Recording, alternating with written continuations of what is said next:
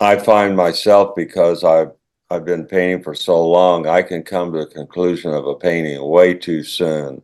And it'll be a fine painting, but I'm not I'm not getting better at my craft. I'm just staying in one spot. And then I realize, so I really, in the thought process when I'm doing it, it's so important to know I can bring it back, I can fix it, and it'll be much better for it.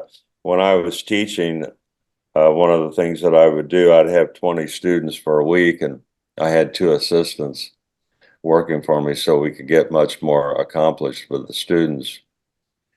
And so they would, after I did my lecture, my slideshow to back up the lecture, and then my demo to back up the slideshow and the lecture, then they were to do their first one.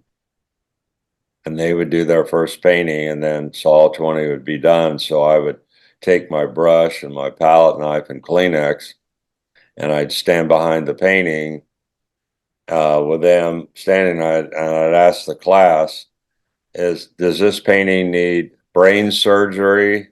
Meaning that it was really a pretty good painting and it just needed, some real smart chess playing. Or is it a truck driver? It means it needs a little bit more than brain surgery. And then there was the Bulldozer. And the Bulldozer is the one that their painting is so left brain. It is a horrible reproduction of what their subject matter is, and it's so left brain and uncreative and all of that. So I would stand with my brush and look at the students would be all standing behind me, and I'd take my brush and I'd go shh, shh, like that and mess their old painting, and the lady go, "Oh, don't do it! You're ruining my painting."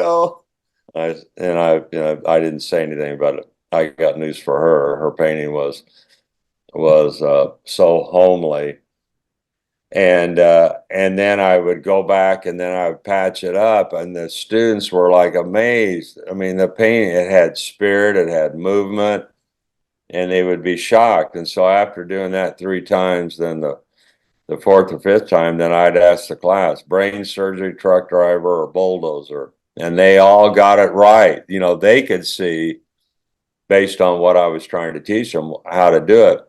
And I would do it.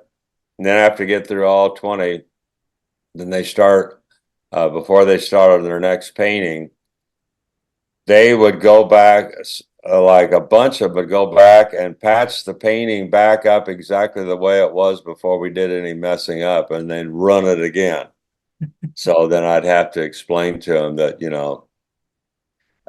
but that all comes with mileage. And a lot of times the students that I have, which I would rather have, I would rather have students that don't have any mileage at all, because, or very little, because there's not that deep programming that I have to take them through, because, well, they'd say, my high school teacher told me to do such and such.